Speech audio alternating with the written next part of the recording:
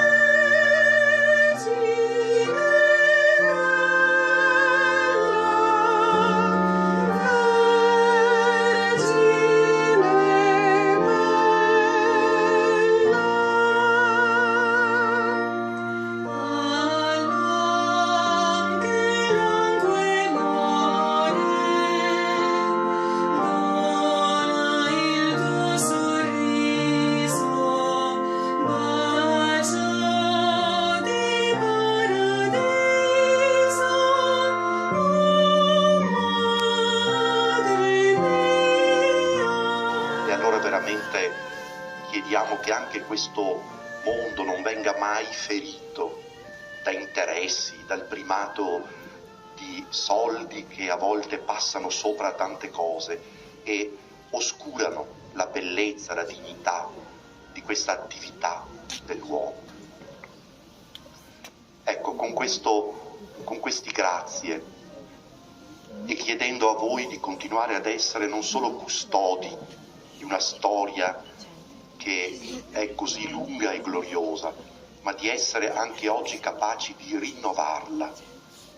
Papa Francesco ci ricorda sempre che non siamo custodi di un museo, ma che dobbiamo essere capaci di rendere la fede viva, significativa, credibile, appetibile, contagiosa oggi, in modo particolare per le nuove generazioni.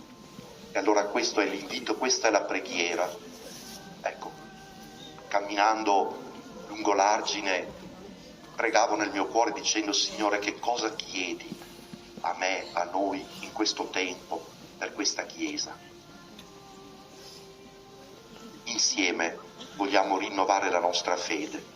Maria, che ci ha accompagnato e che ha benedetto questa città e che continua a benedirla, accompagni sempre tutti noi ad essere anche oggi orgogliosi della nostra fede, custodi delle nostre tradizioni, ma anche capaci di vivere da cristiani in questo tempo. E con questo augurio riceviamo per intercessione di Maria la benedizione. Preghiamo. O Dio, il tuo unico Figlio ci ha procurato i beni della salvezza eterna con la sua vita, morte e risurrezione. A noi che abbiamo meditato questi misteri del Rosario e abbiamo camminato per le strade di questa città, concedi a noi la tua benedizione. Il Signore sia con voi. Dio Padre della luce, che nel suo Figlio nato dalla Vergine Maria ci ha aperto i tesori nascosti nei secoli, per la grazia dello Spirito Santo, doni a tutti voi salute, serenità e sapienza, per Cristo nostro Signore. Amen. Per intercessione di Maria vi benedica Dio Onnipotente, Padre, Figlio e Spirito Santo. Amen. Nel nome del Signore andiamo e restiamo nella pace. Rendiamo grazie a Dio. E viva Maria! Viva!